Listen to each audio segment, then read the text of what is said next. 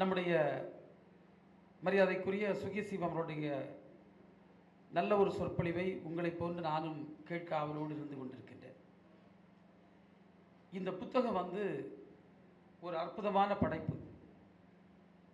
உண்மையிலேயே நான் இது சற்றும் எதிர்பார்க்கல. அன்பு தம்பி வாஞ்சிநாதன் அவருடைய ஒவ்வொரு நகர்வும் எனக்கு தெரியும். அவர் இந்த புத்தகத்தை எழுத துவங்கிய நாளிலிருந்து என்னிடத்தில் சொல்லிக் கொண்டிருக்கின்றார். ஆனால் நான் ஏதோ ஒரு அரசியல் கலந்த துணியில் அவர் எழுதுவார் என்று நினைத்தேன். ஆனால் வரலாற்றிலிருந்தும் நீதிமன்ற தீர்ப்புகளிலிருந்தும் இலக்கியத்திலிருந்தும் எடுத்து மிக அற்புதமாக இந்த புத்தகத்தை தந்திருக்கிறார். உண்மையிலேயே நான் இந்த புத்தகத்தை பற்றி பெருமையோடு பேச வேண்டுகிறேன் என்று சொன்னால், அதை எழுதிய அன்புக்குரிய தம்பி வாஞ்சிநாதன் எனக்கு ஒரு தம்பியை போன்றவர் என்பதற்காக அல்ல. இல்லை, அவர் சிறுவயது முதலே எங்களோடு சேர்ந்து பல்வேறு போராட்டக் களங்களில் நாங்கள் இணைந்து செயல்படுவோம் என்பதற்காக அல்ல. இன்றைக்கு இருக்கக்கூடிய இந்த ஒரு ஆபத்தான காலகட்டத்தில் மிக அற்புதமாக உண்மையிலேயே ஒரு படைப்பை வெளிக்கொண்டு வந்திருக்கின்றார். இந்த புத்தகத்தை இன்றைக்கு தமிழ்நாட்டில் இருக்கக்கூடிய அத்தனை மக்களும் வாங்கி படிக்க வேண்டும், அதற்காக நாம் பங்களிக்க வேண்டும் என்ற உணர்வோடு தான் நான் இங்கு நின்று கொண்டிருக்கிறேன். தயவு செய்து இங்கு ஒன்றை நான் பதிவு சொல்ல விரும்புகின்றேன். இன்றைக்கு பொய்யை திரும்ப திரும்ப பேசி அதை உண்மையாக்க முடியும், உண்மையாக்க வேண்டும் என்ற முனைப்போடு சிலர் செயல்பட்டு கொண்டிருக்கிறார்கள். அதனுடைய ஒரு அற்புதமான எடுத்துக்காட்டு தான் இந்த திருப்பரங்குன்றம் நிகழ்வு. நம்முடைய தமிழ்நாட்டின் வரலாற்றை பார்க்கின்ற நேரத்தில் இங்கு பல்வேறு சமயங்கள் தலைத்து வளர்ந்திருக்கிறது. வட இந்தியாவிலிருந்து இங்கு நோக்கி வந்த சமணமும் பௌத்தமும் கூட தலைத்து ஓங்கி வளர்ந்திருக்கிறது. கடல் கடந்து வந்த இஸ்லாமியம், கிறிஸ்தவம் போன்ற சமயங்களும் சிறப்போடு செயல்பட்டு கொண்டிருக்கிறது. எப்படி இன்றைக்கு பல்வேறு மிகப்பெரிய நகரங்களில் நம் முன்னால் வசிப்பவர்கள் யார், எங்குள்ளவர் என்று கூட தெரியாமல் அவர்களோடு நாம் இசைந்து வாழுகின்ற ஒரு நிலை இருக்கிறதோ, இந்த நிலை மதுரையிலும் இருந்திருக்கிறதா என்று சொன்னால் வரலாற்று தரவுகளின் அடிப்படையில் பார்த்தால் மிகச் சிறப்பாகத்தான் இருந்திருக்கிறது. அந்த சிறப்பை சீர்குலைப்பதற்கு இன்றைக்கு எடுக்கக்கூடிய முயற்சி முருகன் மீது இருக்கக்கூடிய பக்தியினாலா, இல்லை முருக பக்தர்களின் மீது இருக்கக்கூடிய அக்கறையினாலா, இல்லை அரசியல் ரீதியாக அவர்களை ஒருங்கிணைத்து தாங்கள் ஒரு அரசியல் கட்டமைப்பை உருவாக்கி கொள்ளலாம் என்கின்ற எண்ணத்தினாலா என்பதை நீங்கள் ஆராய்ந்து அறிந்து பார்த்தால், நான் மூன்றாவது குறிப்பிட்ட அது அரசியலுக்காக மக்களை கட்டமைப்பதற்கான முயற்சி தான் இது. அதை தாண்டி இதில் எதுவும் இல்லை என்பதை நாம் எல்லோரும் அறிந்திருக்கின்றோம்.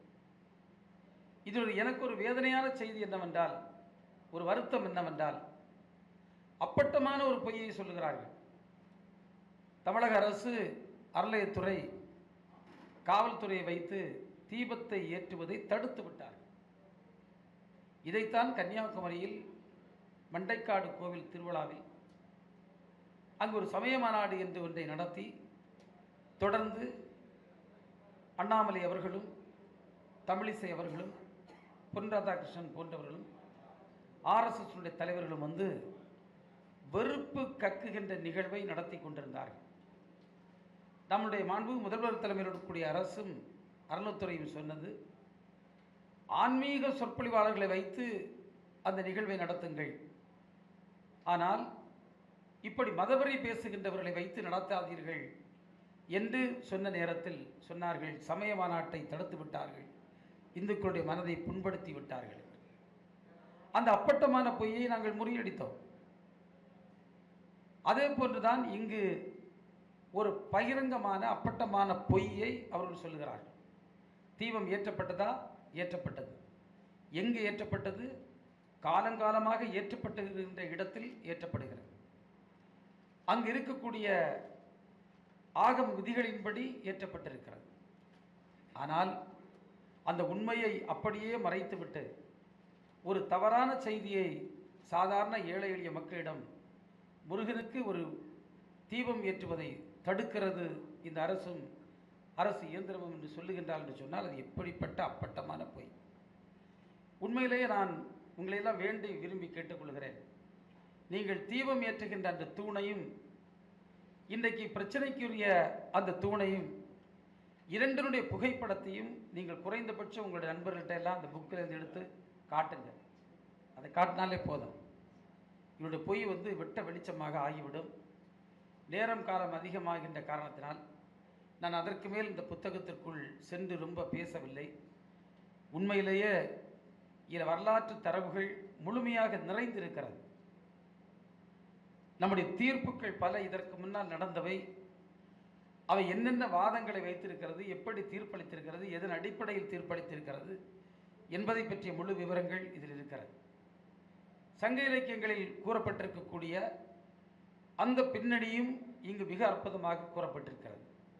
எனவே இந்த அற்புதமான முயற்சி தமிழ்நாட்டில் இருக்கக்கூடிய எல்லோருடைய கரங்களிலும் சென்று தமிழ்நாட்டு மக்கள் மத்தியில் இன்றைக்கு அவர்கள் ஏற்படுத்தியிருக்கக்கூடிய சந்தேகத்தை களைந்து தமிழ்நாட்டு மக்கள் மத்தியில் பன்னெடுங்காலமாக நாம் பாதுகாத்து வருகின்ற சமய ஒற்றுமையை பாதுகாப்பதற்கும் அதை போற்றி வளர்ப்பதற்கும் இந்த புத்தகம் ஒரு பேருதவியாக இருக்கும் என்ற நம்பிக்கையோடு இதை நீங்கள் முன்னெடுத்து செல்லுங்கள் என்ற வேண்டுகோளை உங்கள் வைத்து அன்புக்குரிய தம்பி வாஞ்சிநாதன் அவர்களுக்கு என்னுடைய மிகுந்த வாழ்த்துக்களையும் பாராட்டுக்களையும் தெரிவித்து இந்த நிகழ்வில் அவரை வாழ்த்துகின்ற நம்முடைய மேன்மைக்குரிய அன்புக்குரிய சகோதரர்களுக்கும் இங்கு வருகின்றக்கூடிய தோழர்களுக்கும் என்னுடைய மனமார்ந்த நன்றியை கூறி விடைபெறுகின்றேன். வணக்கம்.